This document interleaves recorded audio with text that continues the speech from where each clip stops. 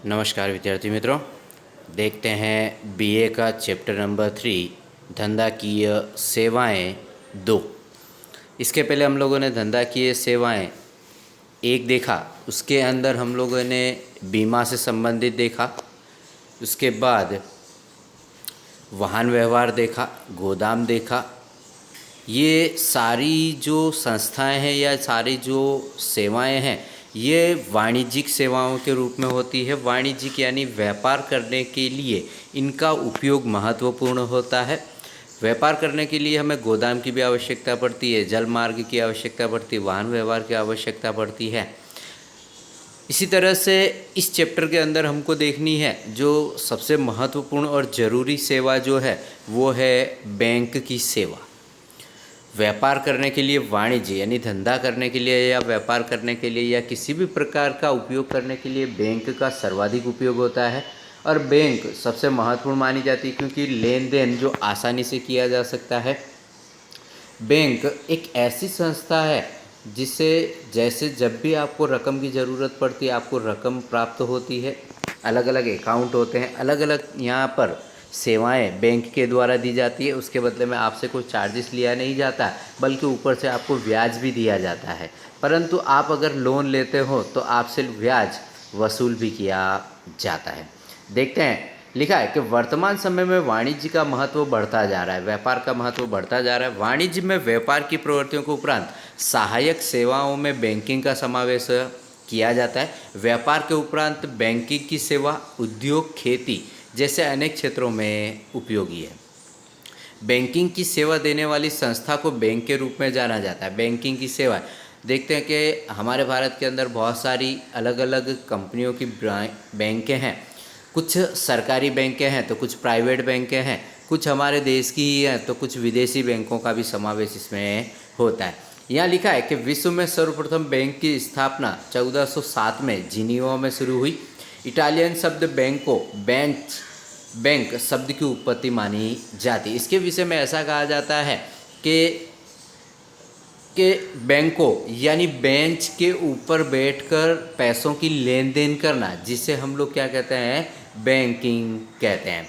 इसके बाद है कि बैंक की प्रवृत्तियों के प्रमाण प्राचीन समय में भी देखे गए हैं। रोमन साम्राज्य में इस शब्द का उद्भव हुआ था, जहां ऋण देने वाले को मासेला कहा जाता है। ऋण देने वाला यानी व्यक्ति किसी व्यक्ति को उधार पर पैसे देता है, उसके बदले में कुछ चार्जेस वसूल करता हो तो उसे हम लोग क्या कहते हैं, मासेला कहा जाता था। ये लोग एक बंद परिसर यानी एक बंद कमरे के अंदर बीचों बीच बैंक को बराबर बेंच के नाम पर की जाने वाली एक लंबी बेंच पर अपनी छोटी मोटी काम चलाओ दुकानें लगाया करते थे, जिस पर से बैंक अथवा बैंक शब्द की उत्पत्ति हुई ऐसा कहा जाता है। अब यहाँ पर लिखा है बैंक का अर्थ, तो रिजर्व बैंक के अनुसार हमारे भारत की सबसे बड़ी जो बैंक है वो है रिजर्व बैंक ऑफ इंडिया, जो क्या करती है, पैसे छापने का काम करती है।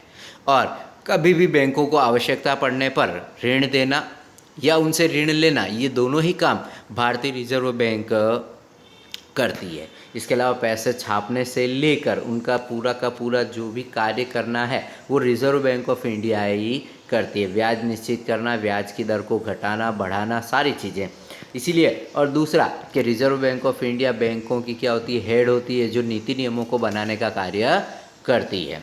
इसीलिए आप लोगों ने नोटों के ऊपर भी देखा होगा या सिक्कों के ऊपर भी देखा होगा तो लिखा होता है भारतीय रिजर्व बैंक ऑफ इंडिया। आगे देखते हैं, रिजर्व बैंक के मतानुसार मांगे जाने पर तुरंत अथवा निर्धारित अवधि के अंत होने पर वापस करने की शर्त पर ऋण देने के ध्येय से बचतों को एकत्रित करने वाली संस्था को बैंक कहते हैं। बैंकिंग सेवा देना, दूसरी परिभाषा यहाँ लिखी है कि बैंकिंग सेवा देने वाली संस्था को बैंक कहा जाता है। अब कौन कौन से इसके कार्य होते हैं, तो पहला होता है कि जमा राशि को स्वीकार करना, और दूसरा है विनियोग अथवा ऋण देना, यानी राशि को क्या करना, जमा करना अथवा तो वापस देना, लेन देन की प्रक्रिया करना। दूसरा है कि विनियोग करना, ऋण देना, विनियोग करना, कहीं पर हम पैसा क्या करते हैं, लगाते हैं। जैसे बैंकिंग अगर हमसे पैसा लेती है और हमें उसके बदले में ब्याज देती है तो वो बैठे बिठाए नहीं देती, बल्कि हमारे द्वारा लिए गए पैसों को वो दूसरी जगह इन्वेस्टमेंट करती है और उससे जो भी लाभ प्राप्त होता है उसका जो कुछ प्रतिशत जो हिस्सा होता है वो हमें क्या करती है, ब्याज के रकम के रूप में हमें वापस करती है। जिसे और दूसरा कि ऋण देना, लोन देना, अगर आपको जब भी आवश्यकता पड़े, जैसे लोन के विषय में आज आप लोग जानते ही हैं, कार लोन मिलती है, होम लोन मिलती है, इसके अलावा गाड़ियों पर भी लोन मिलती है, मकान पर लोन मिलती है, माल सामान पर लोन मिलती है, तो हर वस्तुओं पर लोन प्राप्त होती है, तो बैंकें लोन देने का कार्य भी करती है, जिसके कारण उनकी आवक होती है। परंतु वर्तमान समय में इन कार्यों के उपरांत बैंक अन्य कार्य भी करती है। बैंकिंग सेवाओं का विकास बहुत तेज़ी से होता जा रहा है और इसकी सेवाओं में वैविध्यता देखने को मिलती है। आज बैंकिंग सेवाएं इतनी फास्ट हो गई हैं कि हमें घर बैठे ही सारी सुविधाएं प्राप्त होती है, कहीं आने जाने की आवश्यकता होती नहीं है। बैंक के सभी कार्यों की सूची बनाना मुश्किल है। बैंक के कार्यों को मुख्य कार्य तथा गौण कार्यों में विभाजित किया गया है। बैंक के जितने भी कार्य होते हैं उनको दो भागों में विभाजित किया गया है, एक गौण कार्य है और दूसरा मुख्य कार्य है, इसमें विभाजित किया गया है। देखते हैं कि मुख्य कार्य कौन कौन सा है। तो मुख्य कार्य में है बचत स्वीकार करना, ऋण देना, विनियोग करना, इन्वेस्टमेंट करना, और चौथा है आंतर बैंकिंग व्यवहार करना। आंतर बैंकिंग यानी बैंक बैंक का व्यवहार करना, इसके बारे में पूरी डिटेल से आगे हम लोग देखेंगे।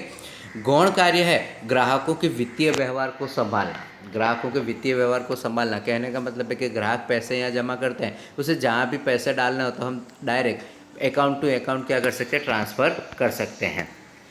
चल विनिमय संबंधी व्यवहार करना, इसके बारे में भी आगे देखेंगे। साख पत्र देना, प्रतिष्ठा का पत्र देना, साख यानी प्रतिष्ठी का पत्र देना, ट्रैवलर्स चेक देना, ड्राफ्ट की सेवा देना, बैंक के साथ जुड़े व्यक्ति की साख की सूचना देना, जमानती दलाल के रूप में सेवा देना और अन्य सेवाएं देना, जैसे एटीएम है, डीमैट है, सेफ डिपॉजिट वॉल्ट की सुविधा है। अब हम लोग यहाँ पर देखेंगे बैंक के मुख्य कार्य। बैंक के मुख्य कार्य जो यहाँ पर 4 बताए गए हैं, जिसके अंदर पहला है कि बचत स्वीकार करना, यानी लोगों के द्वारा जो भी बचत की जाती है, बचत पैसा जो भी किया जाता है वो सेविंग अकाउंट में डाला जाता है। यहाँ पर लिखा है कि बैंक आम लोगों के पास से अनुपयोगी रकम बचत के रूप में स्वीकार करती है। बैंक में बचत राशि देने वाले को बैंक ब्याज भुगतान करती है। क्या करती है? बैंक बचत राशि, यानी हम लोग अगर अपनी बची हुई राशि को बैंक में जमा करते हैं तो बैंक उसका क्या करती है, हमें ब्याज देती है। बैंक का सबसे दायित्व बचतकर्ताओं जमाकर्ताओं का विश्वास बनाए रखना है। सेविंग अकाउंट जो भी व्यक्ति खुलाते हैं, आम से आम व्यक्ति भी यानी नॉर्मल से नॉर्मल व्यक्ति भी बैंक में सेविंग अकाउंट ओपन करवाता है और उसका जो भी ब्याज होता है वो ब्याज की रकम अपने बैंक अकाउंट में जमा करना होता है और एक विश्वास बनाए रखना होता है। बैंक अलग अलग प्रकार की बचत स्वीकार करता है जिन पर ब्याज की दर भी अलग अलग होती है। बैंक मुख्य रूप से 4 प्रकार से बचत स्वीकार करता है। पहला है चालू खाता, बचत खाता। बचत खाता यानी सेविंग अकाउंट है। दूसरा है चालू खाता, जिसे हम लोग कहते हैं कि करंट अकाउंट। तीसरा है रिकरिंग खाता और चौथा है सावधि जमा खाता। सावधि जमा खाता जिसे हम लोग कहते हैं एफडी, फिक्स्ड डिपॉजिट। रिकरिंग खाता होता है जिसके अंदर हमें एक निश्चित रकम हर महीने जमा करनी होती है। वो पहले से ही निश्चित कर दी जाती है कि हर महीने मुझे 5,000 रुपये जमा करना है, तो तारीख जैसे ही आती है वैसे ही मुझे क्या होता है, अपने अकाउंट के अंदर 5,000 रुपये जमा कर देने होते हैं, जिससे रिकरिंग खाता कहते हैं। करंट अकाउंट आप लोग जानते हैं, व्यापार वाणिज्य करने के लिए करंट अकाउंट होता है, और बचत खाता जो आम लोगों के लिए होता है। दूसरा देखते हैं ऋण देना। ऋण देना यानी लोन देना। विविध बैंक प्रकार के खाता द्वारा बचत स्वीकार करती है। इस प्रकार बचत द्वारा प्राप्त धन को बैंक ऋण के रूप में देती है।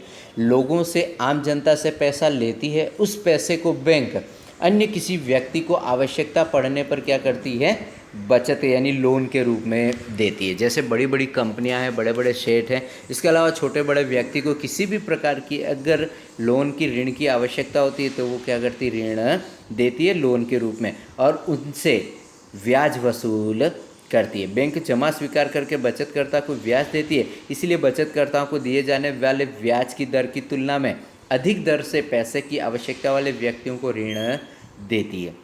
यानी जिन व्यक्तियों को आवश्यकता ज़्यादा होती है उन व्यक्तियों को जो ब्याज दरें दी जा रही हैं उससे अधिक ब्याज दर उनसे क्या होती है, ली जाती है। जैसे कि अगर मैंने मेरे बचत खाते के अंदर पैसे जमा किए तो मुझे 6%, साल का 6% मुझे क्या मिलेगा, अपनी रकम का ब्याज मिलेगा। जबकि लोगों से कितना वसूल किया जाता है, अगर लोन देते हैं तो लोन के लिए कितना वसूल किया जाता है, कम से कम 9 से 12% तक का वसूल किया जाता है, जिसके अंदर उस 12% के अंदर बैंक के कर्मचारियों की सैलरी आ जाती है, बैंक का सारा खर्चा भी आ जाता है। इस तरह से क्या करती है, लोन देकर उस पर ब्याज वसूल करके हमें ब्याज देती है। इसलिए बचतकर्ताओं को दिए जाने वाले ब्याज की दर की तुलना में अधिक दर से पैसे की आवश्यकता वाले व्यक्ति को ऋण देती है। ब्याज दर के अंतर से बैंक लाभ प्राप्त करती है। बैंक निम्नलिखित रूप से ऋण देती है। किस किस तरह से ऋण देती है, तो पहला है ऋण द्वारा। तो बैंक दीर्घ समय अथवा अल्प समय के लिए ऋण देता है। कुछ प्रकार के ऋण पर गिरवी रखना आवश्यक होता है, जबकि कुछ ऋणों पर गिरवी आवश्यक नहीं होता है। यानी कुछ प्रकार ऐसे होते हैं, जैसे कि अगर हमने गाड़ी ली तो गाड़ी पर जो हम लोग लोन लेते हैं तो गाड़ी के जो डॉक्यूमेंट होते हैं वो कहाँ होते हैं, बैंक में जमा होते हैं। जब आप अगर बैंक के लोन का पैसा आप अगर नहीं भरते हो तो आपकी गाड़ी क्या कर ली जाएगी, जमा कर ली जाएगी, सीज कर ली जाएगी। इसीलिए इसे कहते हैं कि ऋण पर गिरवी होते हैं। जबकि कुछ ऐसे ऋण लिए जाते हैं जिस पे कोई भी वस्तु गिरवी रखी जाती नहीं है। जैसे कि पर्सनल लोन अगर मुझे लेना हो तो उस पर कोई वस्तु गिरवी रखी होती नहीं है। ऐसी लोन व्यापारियों और उद्योगपतियों को दी जाती है जिसके सामने उतनी रकम की जमानत बैंक लेती है। वर्तमान समय में home loan, car loan, education loan, crash credit, machinery loan, gold loan, personal loan जैसी वगैरह वगैरह की सेवाएं उपलब्ध यहाँ पर की हुई है।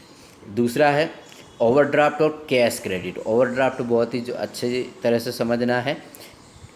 यदि ऐसा हो कि चालू खाता धारक पूर्व स्वीकृत सीमा में और अल्प समय के लिए खाता में जमा राशि से अधिक राशि आहरित करे तो उसे ओवरड्राफ्ट कहा जाता है।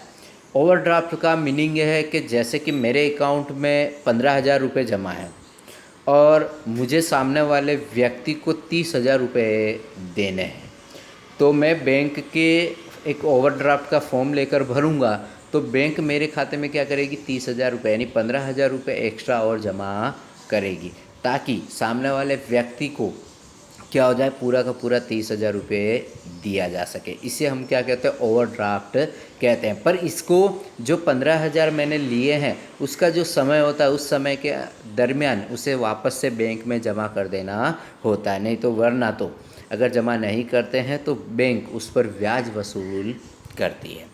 ओवरड्राफ्ट का समय अल्प होता है। यदि ओवरड्राफ्ट का समय निश्चित कर दिया जाए तो उसे कैश क्रेडिट कहते हैं। ओवरड्राफ्ट का समय निश्चित कर दिया जाए, बैंक में 15 दिन के अंदर आपको क्या करना है, पैसा जमा कर देना, तो उसे हम कैश क्रेडिट कहेंगे। क्लियर है। चलो आगे देखते हैं। तीसरा है विनियोग करना। विनियोग करना यानी इन्वेस्टमेंट करना। बैंक की पूंजी और प्राप्त बचत की राशि का ऋण और विनियोग न हो सके तो बैंक को पर्याप्त प्रतिफल नहीं प्राप्त होता है। विविध स्थानों पर इस रकम का विनियोग करना बैंक का महत्वपूर्ण कार्य है। विनियोग करना यानी इन्वेस्टमेंट करना। बैंक क्या करती है, अलग अलग जगह पर इन्वेस्टमेंट करती है। जैसे शेयर खरीदती है, शेयर के अंदर अलग अलग कंपनियों के शेयर में इन्वेस्टमेंट करती है। जैसे ही शेयर बाज़ार ऊपर जाता है बैंकों को इनका पैसा मिलता है। इसके अलावा कितने मकान और फ्लैटों में इन्वेस्टमेंट करती है, कितने बिजनेस के अंदर इन्वेस्टमेंट करती है। इस तरह से क्या करती है, एक रकम, एक आवक उपलब्ध कराती है।